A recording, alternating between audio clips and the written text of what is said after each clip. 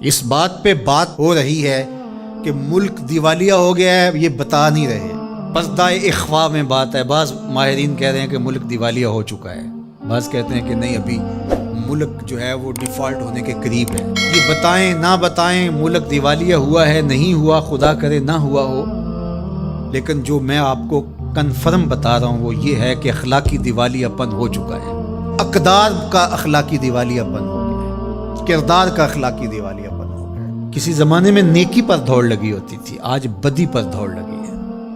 لوٹ مار میں کون آگے بڑھتا ہے، بدکاری میں کون آگے بڑھتا ہے، گناہ میں آگے کون بڑھتا ہے، منافقت میں، مکر و فریب میں، دجل و تلبیس میں، جھوٹ میں کون آگے بڑھتا ہے، یہ دوڑ لگی ہے۔ تو جب یہ دوڑ اس کی لگ گئی ہے تو نتیجہ کیا ہونے والا ہے؟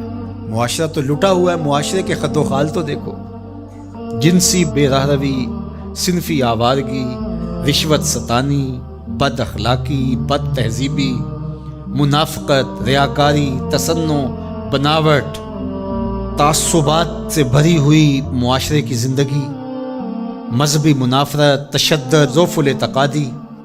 ذرا آپ پورے معاشرے کا نقشہ دیکھیں، یہ ہم کھڑے کہاں ہیں، اور اپنی شکلیں دیکھیں اس آئینے کے اندر، تو ہمارے خد و خال کتنے مکروہ ہیں، اور یہ کتنا مکروہ معاشرہ ہے۔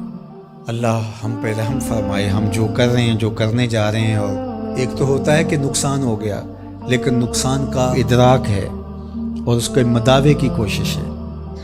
تو نقصان کا ادراک بھی نہیں ہے، اور لٹنے والے کو اس بات پہ ندامت ہی نہیں ہے کہ میں لٹ گیا ہوں۔ اگر اس کو ندامت ہو تو کوئی مداوع پھر ہی کرے گا نا، پھر ہی کوشش کرے گا کہ اس کا حل کیا نکالیں۔ غالب نے کہا تھا نا، ہوا مخالف و شب تارو بہر طوفان خیز، گسستائے لنگر کشتی و ناخدا خفت است۔ ہوا مخالف ہے، رات تاریک ہے، کشتی کا لنگر ہاتھ سے چھوٹ چکا ہے، اور کشتی بان بھی سویا ہوا ہے، ناخدا بھی سویا ہوا ہے۔ میری کشتی کو خدا ہی بچائے تو بچے، ظلمتیں ہیں یاس کی، شام ہے طوفانوں کی۔